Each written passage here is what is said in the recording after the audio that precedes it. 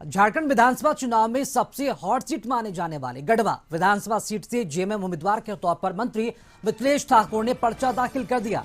Motorcycle पर सवार होकर नामांकन करने पहुंचे। दरअसल नामांकन के लिए 3 बजे तक का वक्त निर्धारित था और मिथिलेश ठाकुर के नामांकन में हजारों की संख्या में समर्थक गढ़वा पहुंचे थे, जिस वजह से सड़कों पर गाड़ियां रेंग रही थी। भीड़ इतनी बढ़ गई थी कि खुली जीप को छोड़कर मिथिलेश ठाकुर को बाइक से नामांकन स्थल तक जाना पड़ा।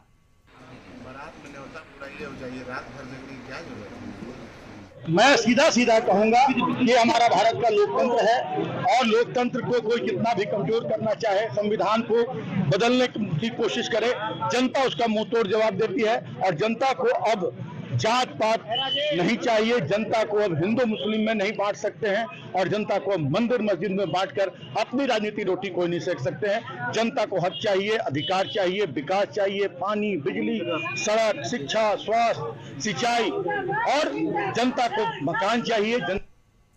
गढ़वा से जेएमएम प्रत्याशी मिथिलेश ठाकुर नामांकन से पहले जिले के प्रसिद्ध मंदिर मां गढ़देवी मंदिर में उन्होंने पूजा अर्चना की। इस मौके पर उन्होंने मीडिया से बात करते हुए कहा कि माता का आशीर्वाद लेने आया हूं, मां फिर से मुझे आशीर्वाद देगी ताकि मैं दोबारा गढ़वा का विकास कर सकूं।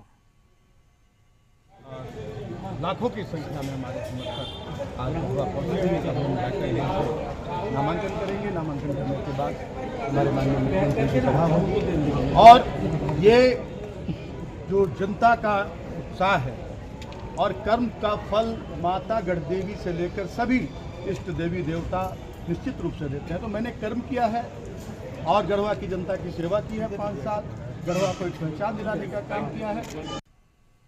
जमशेदपुर में पीपल्स पार्टी ऑफ इंडिया के प्रत्याशी अशोक कुमार ने जमशेदपुर पश्चिम विधानसभा सीट से अपना नामांकन किया है।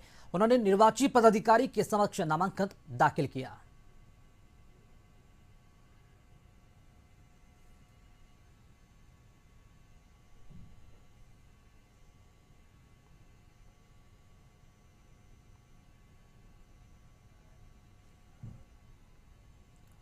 लोहरदगा में आज पहला नामांकन लोक हित अधिकार पार्टी के प्रत्याशी पवन तिग्गा ने किया।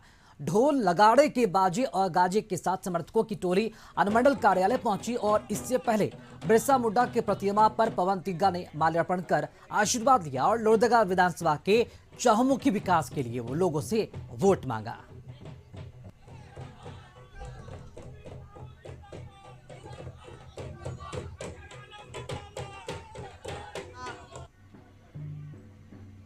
रेवेन्यू देती है सरकार को।